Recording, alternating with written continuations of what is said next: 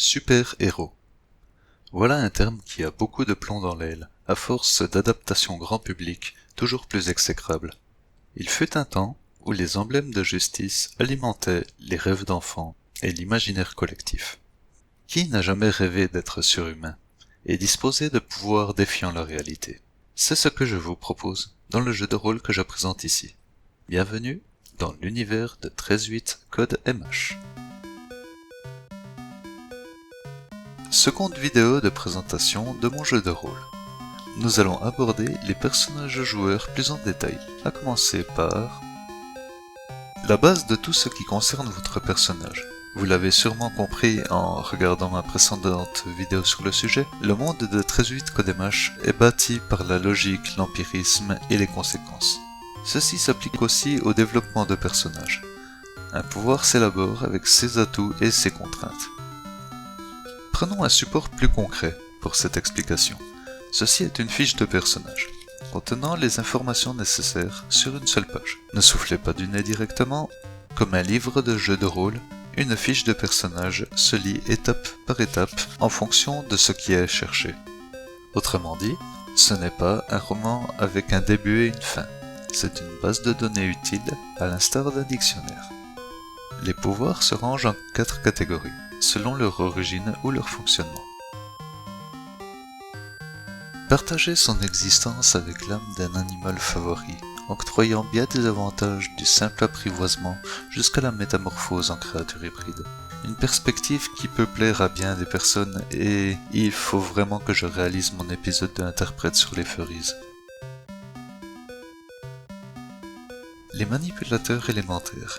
Associés à un élément naturel, un préfixe signifiant un élément mancien, un pyromancien contrôle le feu par exemple, ou un tectomancien la terre, etc. Ils sont intelligents et leur commandement des éléments se fait mentalement. Émotifs, variés, des archétypes de leur puissance naturelle associée. Les éléments peuvent fusionner et changer avec le temps.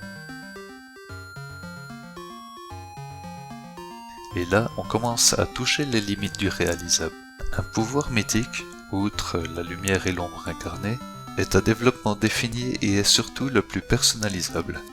Un avatar de divinité, un humain au potentiel surnaturel, les plus improbables créations de votre imagination, sans oublier toutes les contraintes qu'ils engendrent, bien qu'il soit inutile de s'en servir pour faire doublon avec un autre pouvoir.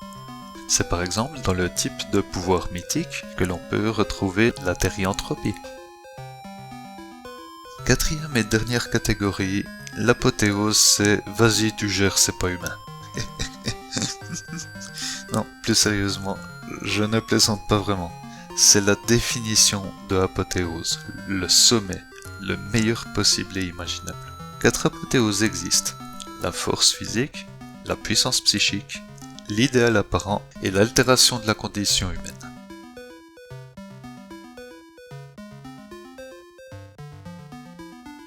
Voyez-vous toute cette section de cases là? C'est un récapitulatif des compétences de votre personne. Elles se séparent en 2 catégories bien distinctes, les compétences actives et les compétences passives. Pour que ce soit plus simple et aussi pour vous le présenter en direct, je vais simplement vous lire la page qui est consacrée. Les compétences sont ce que les joueurs peuvent accomplir avec leur personnage en phase de roleplay ou en combat. Toutes les compétences apprises, actives ou passives sont cumulables.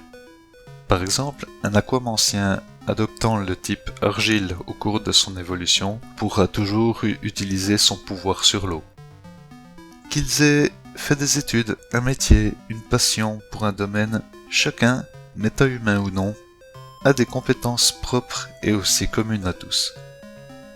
Le but ici n'est pas de faire une liste exhaustive de compétences disponibles, mais de donner un ordre de difficulté cohérent en fonction de l'échelle du seuil.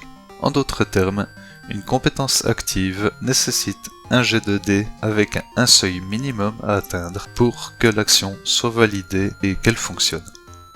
Alors que tout simplement une compétence passive fait partie de votre personnage par un biais et reste constante. Cette vidéo touchant à sa fin, Je vous rappelle que Michel, le premier tome des romans de l'univers 13.8 Codemash, est disponible. À l'achat en ligne, vous pouvez commander la version physique ou le prendre en dématérialisé. Merci aux éditions Les Trois Colonnes de se charger de la publication. Je vous souhaite une existence agréable et à la prochaine.